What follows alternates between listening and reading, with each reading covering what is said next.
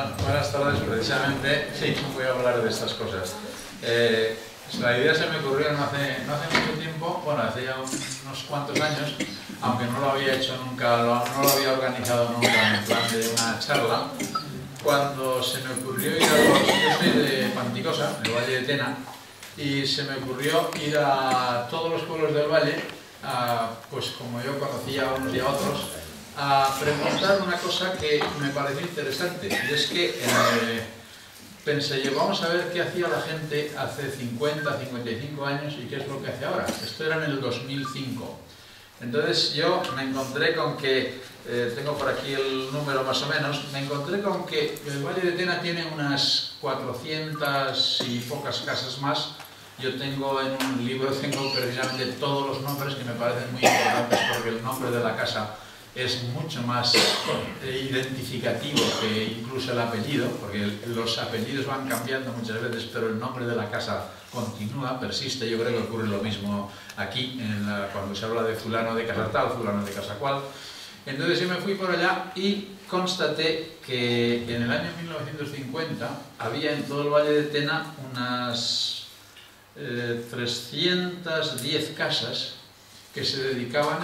de las 400 y pocas, se dedicaban a lo que se llama, pues bueno, ganadería y agricultura de subsistencia.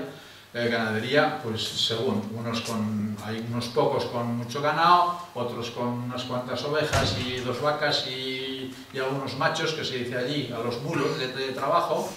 y luego una agricultura pues, de trozos pequeños de campo que sirven para una subsistencia que ha sido siempre en el pasado muy dura y muy difícil en aquella montaña.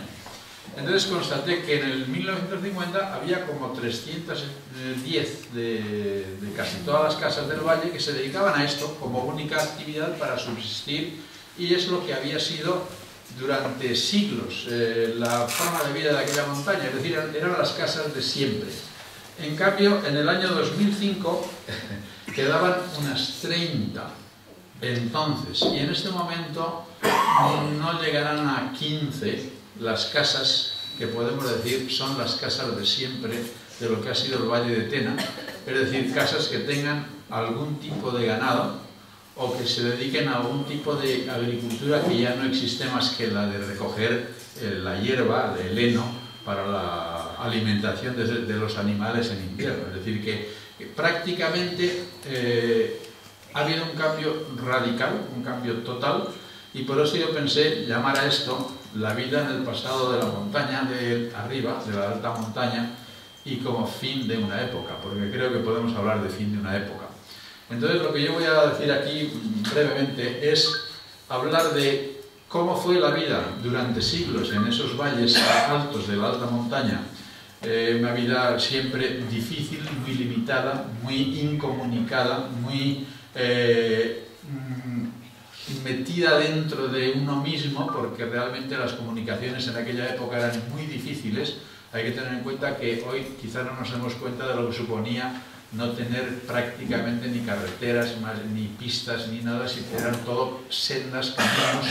para machos, para mulos, para caballerías, es decir, que era la única comunicación. Si a esto añadimos que no había pantanos que controlaran los ríos y que había grandes avenidas y que se llevaba los puentes y que inundaba todo, y que luego había unas nevadas que tenían que, como fuera, abrir aquello a base de pico y pala, más bien a la pala, pues realmente había mucha incomunicación, hasta tal punto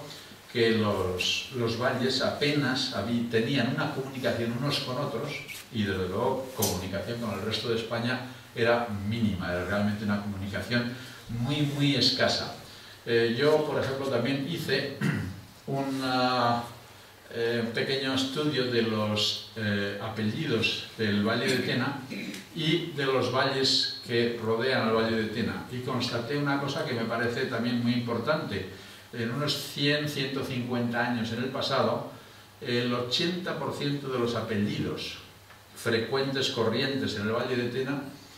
no existen, o existen mínimamente incluso en los valles más cercanos. Y esto quiere decir, habla de una, casi diría yo, endogamia, una situación en que la gente se mezclaba, se casaba entre la gente de los pueblos. De hecho, el 80% se casaban en el valle, dentro del valle. Y los demás se casaban o con algunos de fuera del valle o con Francia. El valle tenía mucha más comunicación con el lado francés que con lo que llamaban España, porque en los documentos que había del Valle de Tena, pues se hablaba de ir a España. Parecía que aquello era una especie de república independiente, una autonomía, como muchos de estos valles de alta montaña. Y había mucha más comunicación, pues porque la montaña, alta montaña, nunca ha sido una frontera en el sentido en que la entendemos hoy, sino que ha sido pues una montaña que comunicaba a unos y a otros que vivían de la misma forma, que tenían los mismos recursos y que hacían las mismas cosas y se dedicaban a lo mismo para subsistir también, con lo cual había una bastante hermandad entre los dos lados de la frontera, hasta el punto de que en algunos casos en que ya los países de Francia y España, cuando tenían conflictos guerreros, los montañeses, los ganaderos, se avisaban, se ponían de acuerdo unos con otros para avisarse de cuando llegaban las tropas, porque las tropas, tanto las francesas como las españolas, lo que hacían era robarle los ganados y arramblar con todo. Y entonces ellos se protegían unos y otros, precisamente porque había una cierta comunicación, hermandad entre ellos, diferente de la que había con sus países, que eran casi ajenos a ellos, porque ellos se entendían mucho mejor con los del lado francés o con los del lado español que con los de su propio país. Bien, pero lo que yo iba a hacer aquí es explicar un poco cómo era esa vida en la alta montaña, algunas de sus actividades que son bastante comunes a lo que muchos de ustedes pueden conocer aquí, porque al fin y al cabo los pueblos han sido muy parecidos en muchas cosas, aunque la alta montaña sí que es un poco diferente, pues por la situación climática, por las dificultades invernales, el clima fundamentalmente, y sobre todo la pobreza, la escasez de recursos en lo que es el suelo. El suelo es realmente pobre, realmente estéril casi en muchos casos, y lo que más se ha aprovechado siempre ha sido los pastos de alta montaña para el ganado, pero luego la agricultura de la que había que vivir, porque la gente tenía que producir de todo y tenía que ser autosuficiente, pues esa agricultura era muy pobre. Es decir, se cogían unas talegas de trigo, de centeno, se cogían unas cuantas patatas, se cogían unas judías, se cogían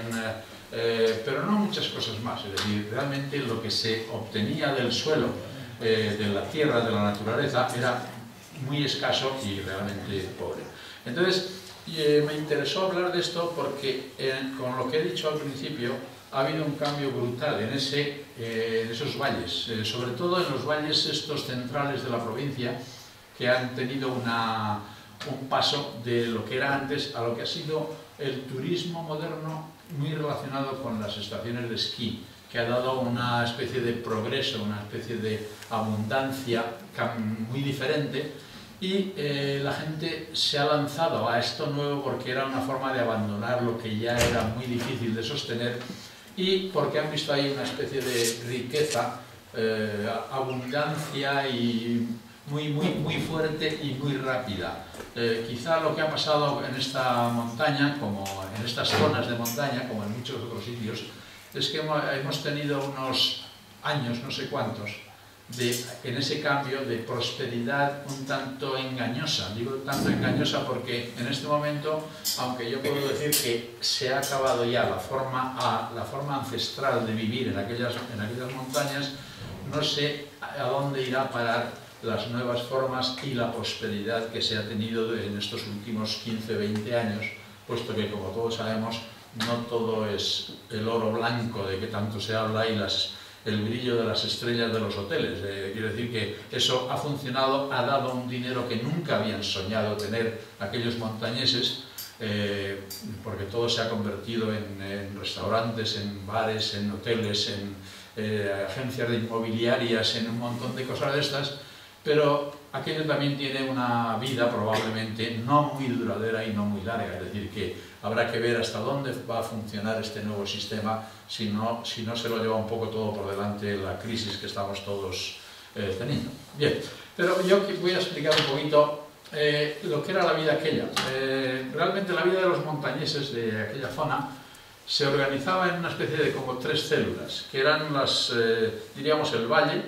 que era el mundo de cada uno. Había mucha gente que no había bajado, había salido del valle. Yo he conocido gente que o no había ido nunca hasta Sabiñánigo, que ya es decir, que está ahí a 30 y tantos kilómetros, o sus padres no habían ido nunca, no habían salido. Hablo de la época de, claro, yo ya tengo años y hablo de gente mucho mayor, entonces que no había, incluso recuerdo alguno que decía, es que yo cuando llego a Sabiñánigo, cuando tengo que ir por algo del médico o alguna cosa, es que me pongo, y en lugar de decir que se ponía muy nervioso, decía que tenía muchas ganas de pichar siempre. Y es que se ponía muy nervioso de estar fuera de casa, que no tenía costumbre. El valle formaba un poco el mundo casi único donde vivía la gente. Con ese mundo se relacionaba y en ese mundo vivía el valle. Ese valle que era muy duro, muy difícil, muy complicado, pero era su única forma de vida. Ese valle tenía unas normas generales, sobre todo para la ganadería, que era lo básico de lo que se vivía. Entonces había siempre unas normas generales, porque había que distribuir los pastos, había que organizar a dónde iba cada pueblo, a dónde iban cada quiñón, había unos quiñones en que se repartía el valle, y por supuesto había unos problemas enormes con las cabañeras y los caminos y las carreteras, porque había que arreglarlos continuamente y había que colaborar entre todos, no con dinero que no había, sino con gente trabajando y rehaciendo caminos, cabañeras y sobre todo puentes, que con mucha frecuencia se los llevaban por delante las riadas, las avenidas que había continuamente, pues que además en la época antigua los valles no tenían ningún control de los ríos de allá arriba. Ese valle, como el Valle de Tena, tenía unas normas de régimen interno,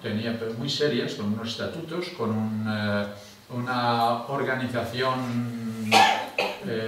jurídica, había un justicia, había un notario, había unos jurados y junteros en los pueblos, que eran los que formaban parte de las juntas del valle, que se reunían para toda clase de eventos y de normativas generales del valle, y había incluso pues unas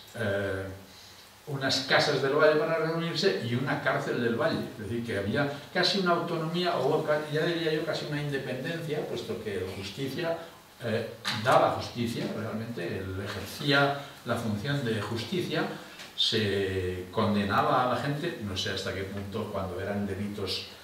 muy grandes no pasaban fuera del valle, pero se administraba justicia en el valle y se les condenaba a unas penas perfectamente establecidas y se les metía en la cárcel del valle. Había una cárcel del valle que estaba,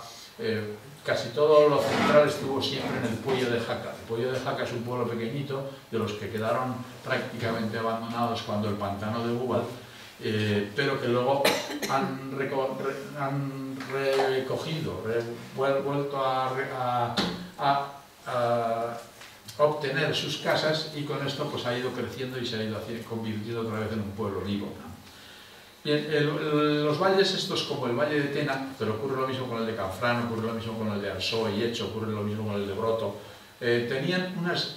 continuas y serias relaciones con los valles, como he dicho antes, fronterizos, y tenían también sus normas y estatutos, sus cartas de paz, un montón de normativa que hacía que pudieran funcionar juntos en cuanto al reparto de pastos, en cuanto a la convivencia entre unos y otros, y como esto se rompía con mucha frecuencia, pues hay un montón de cartas de paz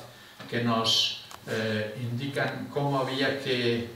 castigar, cómo había que volver al entendimiento, a la paz entre unos valles y otros. Realmente, cuando alguien o algún pueblo cometía algún tipo de delito, pues había una defensa común por parte del valle, tanto hablando de personas como hablando de lo que hacían los pueblos, ¿no? Incluso tenían algunos privilegios que se llamaban privilegios reales, puesto que los valles estos contribuyeron en su tiempo, en el pasado, a proporcionar gentes de guerra contra las tropas francesas o inglesas o contra los otros reinos de España, y entonces había unos privilegios de exención de impuestos y algunas cosas así.